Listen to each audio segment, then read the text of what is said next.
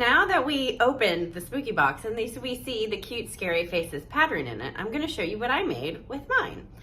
Well, so I'm still in the process of making it, I guess. But I did make the blocks, and this is my little pumpkin block. And so I did not use the contents of the box to make these. I didn't use the fabric, was what I mean. So I just used some leftover fabric that I had. It's some fig tree. And so I made the little pumpkin, and then I made the ghost. And so because obviously a ghost is white, I did the center part of the ghost white and then the outside part of it orange. So this one, so they're different borders, and I'll show you what I'm gonna do. And so then I made the spider web block. And I just used the same gray. It's just a solid gray that I had in my stash. I don't know the SKU number. And then I also used all of this is the fig tree. And so I'll give you a little close up of the fabric.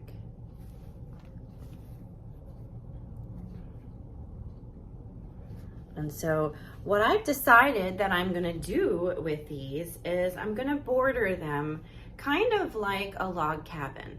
And so I'm gonna go around, because I have a light background on this one and a darker background on this one, and I want the spider web to be in the center. When I laid it out on the floor, it just sort of looked a little bit off center to me. So what I'm gonna do is I'm gonna add some additional, so the pieces, these strips are 1.5. Most of them are 1.5 inch strips. So what I'm gonna do is I'm gonna cut out random pieces from this collection, 1.5 inch strips, and then I'm going to just go around either side and kind of make each block have its own border with different colors from the collection. That way when I lay out the two blocks, if I put some of the cream here, and then I put some of the orange around this one, I don't think when it's laying out and it's a little table runner that I'm gonna notice as much. I think it'll look more balanced if I sort of do that. So that's what I'm gonna do next. And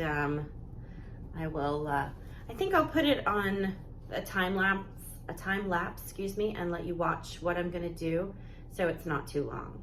But basically what I'm gonna do is I'm gonna make these 3 blocks into a small little table runner for my table that is in my little kitchen nook. So so I have a small table in there, and I think it'll look cute there. So I'm gonna show you what I'm gonna do next. Okay, so I'm at the sewing machine, and I'm just gonna show you that I have a whole bunch of leftover pieces from this collection.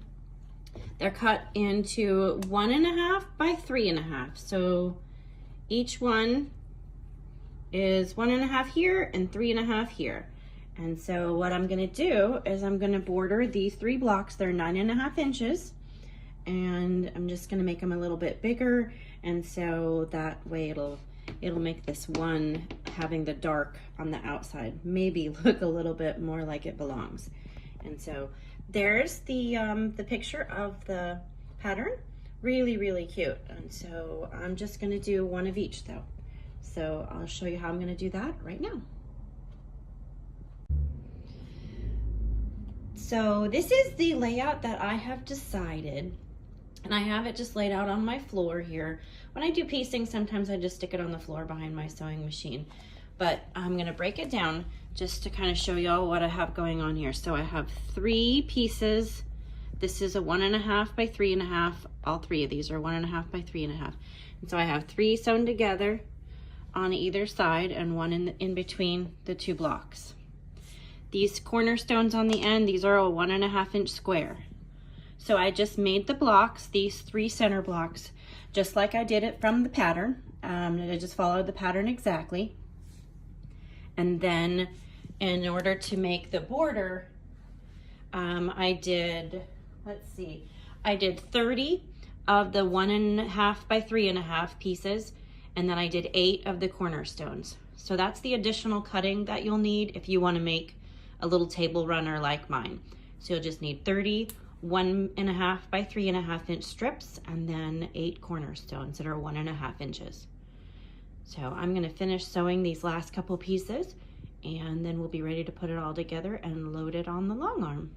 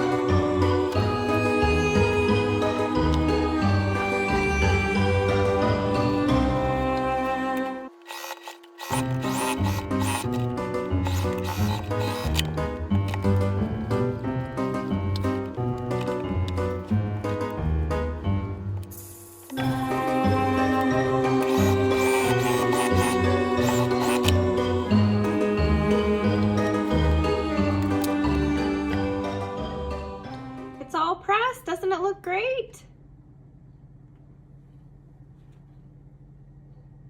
So I haven't decided. I might do one more border around the edge.